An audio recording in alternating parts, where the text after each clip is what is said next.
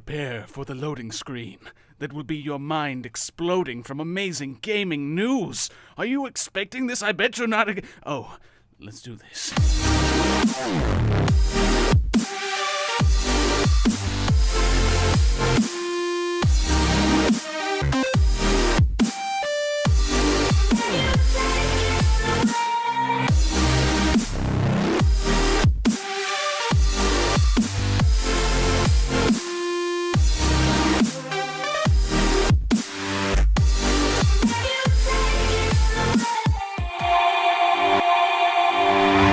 Hi and welcome to Respawn TV. I am one of many hosts, and when I say many, I only mean two. 5 or 6. Yeah, just it was like 50 of us. Clones I'm of Moose us. Bland. You don't know. And I'm joined alongside by the Mr. Brendan McKenna. Hi, audience. That's the E and the A, not an A and an O. Oh, dang. Let's go ahead and start it off with Oculus Rift Hola. development pack. Hola. There is a Hola. second Oculus Rift development pack that is going to come out soon. The original Oculus Rift pack was mainly an indie item that was for certain people that wanted to buy it. It was really expensive. But apparently they're going to have one with all new features and technology that'll update with the games that are being released now. Higher resolution, a lower latency. It includes apparently an infrared camera. I'm not sure what that's for. Maybe it's for, I don't know, if it's supposed to go over like your face, maybe it's for like your hand motions. Maybe, or, yeah, it could detect hand motions, or maybe it'll detect what's around the room because you can't see the room. That's and they'll true. tell you if you're going to run into something. Maybe it's just like for you to see like where your hands are, you know, hand-eye coordination type deal. Yeah, it'd be kind of like a Wiimote combined with an Oculus Rift. And this is Sony and PC, right? This is PC. It's just PC? And, yeah, I believe it's just PC right now, but Okay. Sony is actually trying to release something just like that. Called Which is Project Morpheus. Currently, Project Morpheus. Morpheus. PS4, virtual reality. Talked about the rumors Yeah, we a couple did, weeks and back. they're apparently They're true true, now. apparently. There's an increased seamless integration with the PS4, the camera, and the DualShock 4. The Oculus Rift hasn't really hit mainstream, which means that Sony can hop on the fact. And seem like they're the first ones to develop this, but Yeah. they are really good about connecting all of their devices together, and that's pretty much been one major thing that they've done is connect all of their devices, their controllers, their games, and especially like the Vita and the PSP and the PSP Go or PlayStation Go, and It's now all. they're It's gonna- kind of like Adobe products and stuff like that. They're all Yes. seamlessly working together. And It makes it seem like one it's just thing. one big thing, and very, very, what is the word I'm looking for? Synergized. Yeah, There it is. even though Oculus Rift has gotten a big, like, not many people own it, really, Right. but everybody's heard of it, really. They know what it is. At least a lot of people have. And apparently, you in this development kit, you get to walk on Mars virtually. A virtual walk on Mars, I a don't know. partnership with NASA. I don't know. I don't know Which, about that. I don't know. I mean, NASA's released games in the past. We got a Wii Sports for an Oculus Rift copy. So, So basically a game that got released the same time the hardware got released. another rumor is Microsoft might do this too. Everybody's trying to hop on the bandwagon despite the That's what fact they do. that Oculus Rift isn't even really sold to anybody You yet. want to make that money. Yeah, That they didn't even realized, sound right. that reminds me back when the Wii got released and everybody was like, hey, look at the Wiimote. Right. And the PlayStation and Xbox, PlayStation and Xbox, they've all said, that's terrible, that's a terrible idea, we don't want motion control. And then later on, they both come up with these Magic Wandy sticks or the Kinect that does the same exact thing. They're not dodging it this time, they know where it's going to be going. Exactly, and I think that they realize that this is a big thing. But this whole rumor is from the source of Wall Street Journal, Yep. and it actually has a project code name Yep, called which is Fortaleza. Fortaleza? Fortaleza. Fortaleza. Not, sounds- not Fortizella. I don't know. I'm sleepy. I've been up for like 33 hours. Well, what does this mean for the future of gaming? Well, It's gonna become Italian. it means a lot of people like to copy each other nowadays, which is just like the 1980s, 1990s, and every other period of gaming, except for apparently the free Wii marketplace. Yeah, Free I guess so. marketplace. Just put capitalism put a new label on it, and you got at its something new. best. It's we're gonna get $1 million. But speaking of millions, I see what you did there. we have our first Xbox Live millionaire. They got Stallion 83. over 1 million gamer score on Xbox 360 and Xbox One. Actually, it's Oh, it's just it Windows goes over. Gamer Score. Right. Yeah, they've been working on this for 8 years, and a Gamer Score is basically if you get big parts of a game completed or you get an achievement, you'll get a small amount of points that go built towards that this up. score here. I don't have much of a Gamer Score because the only time I've ever done that is with games for Windows Live, and I don't care for that. Windows Live is terrible for the computer. So And he says he's, this, I shouldn't say he, but the Stallion Stallion 83 83 said that he or she was working on this for 8 years. 8 years. 8 years, and they can finally watch TV and movies again. Yeah, that was What a very person- sarcastic yeah, statement. It had to be sarcastic, Fun. and it also had Oh, to of make you course. think. That's what a gamer is. It's a sarcastic person who stares at a screen. For 8 years. He says he 8 likes years. first-person shooters the most, especially Titanfall. Speaking of Titanfall, Titanfall itself, after its release, doubled the amount of Xbox One sales in the UK, which is a big deal there because Xbox One was really faltering in the UK before then. Yeah. I think they're trying to save themselves. They're trying to pick up that slack, and Well, yeah. this may be the only way to do it. Yep, but the thing I realize here is why somebody quoted this. A game that's specific for a console, it's a console exclusive, is just being held there. A game that's for a PC exclusive is because the consoles can't handle it. I agree with that. Yeah. And I love Sony to the death, but I agree with that. I think But it's going to PC though, I believe. Isn't I it? feel like- for Origin, I believe it is. I feel Origin. like PC gamers are pretty hardcore. I say that quote, but it doesn't make sense though because Origin is going to have it on PC and probably does have it already. Oh, Origin, what are they going to mess up next? Going back to what's coming up next, we're going to have a pack Beyond the Controller. You should definitely check it out. Going back to what's Going back coming to up the next. going back to the future. We're going back to now. Plug. Have fun. Plug.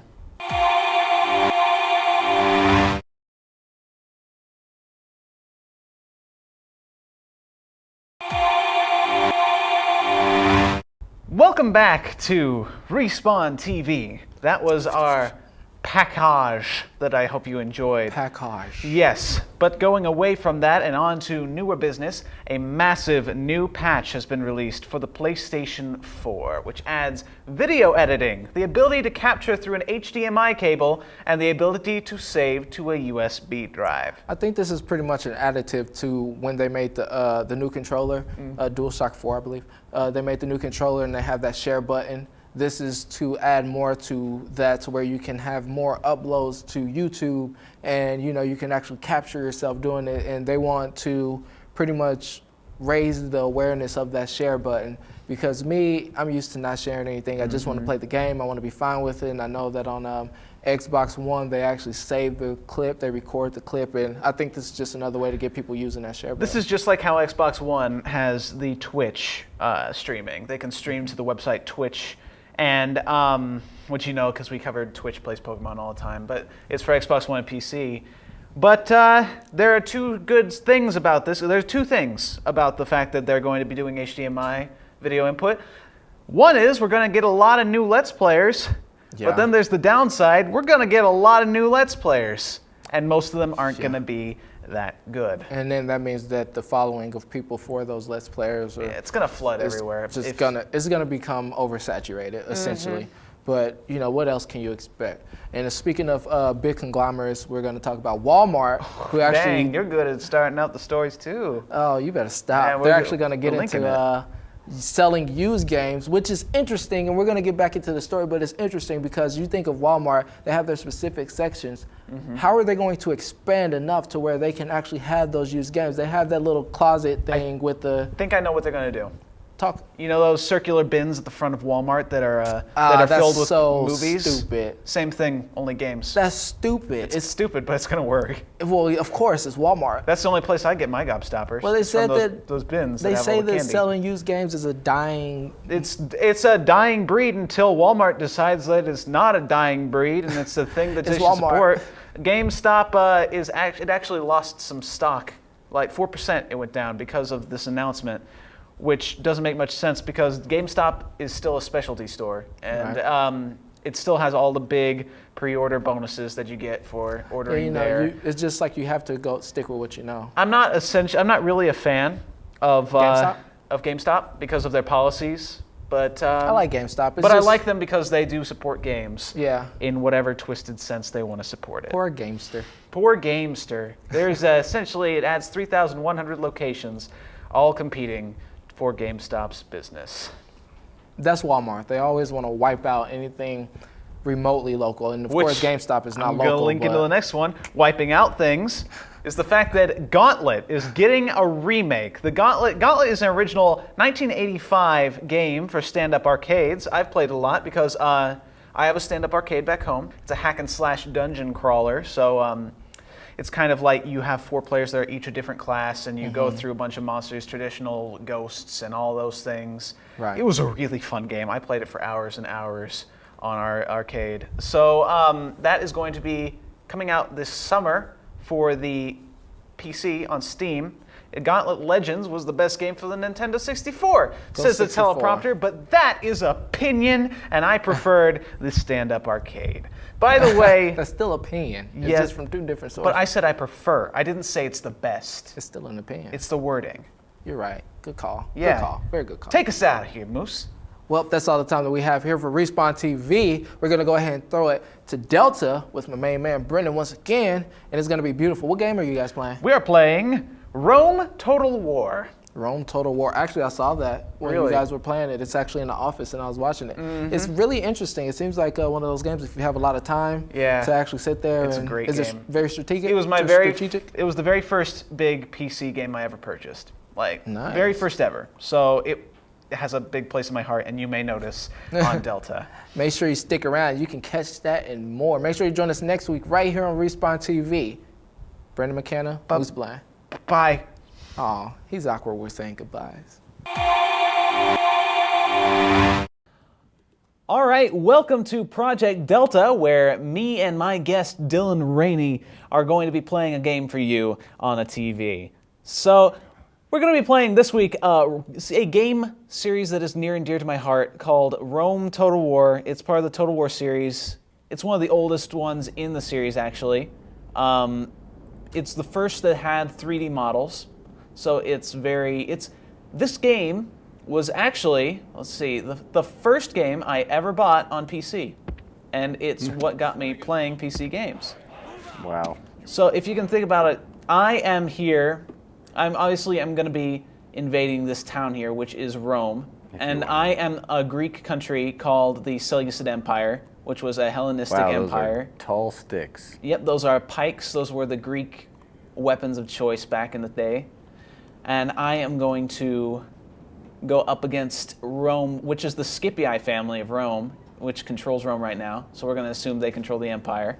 And I immediately brought in some siege equipment here, which is going to fire at the gate until it's knocked in. This is just the battle half of it, which is live, whatever units I brought in here. When you're not doing a battle, it's kind of like Age of Empires or Civilization, where you go out into a map of Europe and you have to move your units turn-based. So I'm going to try to I'm actually going to aim for a wall, actually. Did you say this was made in 2002? Yes, this one was made in 2002. I forgot that onagers, which are like early catapults, they're very terribly inaccurate. So I'm going to aim at a wall that is a lot higher chance of me destroying it than Is there a that strategy, or do you just hit the wall until it breaks? You hit the wall until it breaks. You can break down as many as you want, but there's a certain amount of ammo for an onager and how much it'll fire here. It would be more wise to focus on just one chunk. So you On a can, wall, yeah, because a wall can be hit a lot easier. And luckily, if I knock down this wall, these guys up here are going to collapse with it. Good. Which are some urban cohorts, which is the best unit in the game, actually, I'm glad they're too dumb to move. and some Hastati. So there are certain ways that you know that each unit works. Like, I've got a bunch of spearmen, because it says right there on the unit card in the bottom what a spearman is. And those guys are good against horses, while Yeah. 'cause there those are sticks. Yeah, because the long sticks to knock people off. Heavy. Oh, knocked a hole in the wall. So what you're doing right now is holding your troops back until you get that wall down, which you Right. just did. Because these walls are armed with automatic crossbows in there Great. that will fire on you. So I'm going to. My guys here are called phalanx units. These spearmen, and they were the main fighting force for Greek armies back in this time period. And I'm going to march them over there. I've also got in the back, this is my general unit, which is some heavy cataphracts, some heavy cavalry. So that's his personal unit. And in the back here, I have some chariots that are armed with scythes on the sides. Wow. And all of these are historically accurate. Like, none of the units in this game Or just made up. are made up. These all existed for these countries. And it looks like they're taking heavy fire from archers somewhere. Oh, the legionary first cohort and an army of the Roman general himself is right inside the wall. They're throwing pila, which are like javelins, at me. Oh. Except pila were designed so that when they were thrown, their tips would break inside your shield or inside your body, so you couldn't throw it back. Oh. So those hastati are throwing their whatever they can to try to pick me off, because they know as soon as I have my phalanx unit set up, I'm going to clog this hole up, and they're not going to be able to take me out very easy, because these guys are a lot more trained and experienced. So I'm going to move these guys through the hole, through the breach, because these guys were way too prepared. Actually, I'm going to move my phalanx back, actually, because this is the exact reason that I have brought along the chariots, because they are shock troops. Chariots are shock troops. Shock troops. Yeah, which means that they are specifically made to not be long-lasting, but they hit really hard. And I'm going to charge them straight into these units here, right through the hole, right through the wall, because that's the point of them, to scare the enemy. I'm going to have the onagers fire at this wall to create another hole, even though they barely have any artillery left. Nice. Because then maybe I'll be able to take out that cohort up there. Oh. Oh. Oh, man. That was not a good military Is there any move. way to get them up there on that wall? Yes, there is a walkway right here next to the gate. That would be the way to get up there, or I could use a siege tower, but I didn't bring any of those to my fight. And let's get him. Run through them. Run straight through them, guys. The fact that you just touch them just like a hurts them. WoW boss. Yeah. You gotta not battle every guy you see. Oh gosh, that's another Roman general. They brought 2 Roman generals to the fight. Okay, now since they're distracted, I'm gonna bring in one of my more organized phalanx units and set them up in the chaos. Oh, looks like one of the chariot units is routing. They got scared, and hopefully, yep, they're still moving towards. Oh no, what are you guys doing? Oh, they destroyed your ram. Oh. Oh no, they hit you over there whenever you were trying to take down that wall. Yeah, they hit me with some with those. Oh, jeez. Oh, jeez. Sometimes you got to be careful with shock troops. This is definitely not my day, but they've plugged the hole with cavalry. Yeah. But that's a just bonus for me. Stabbing of the horses. Not like I'm going to get much further. Look at that. Oh, and there goes the last of my chariots. That'll be a problem solved. Oh, you're backing up to get into phalanx. That's not... Okay.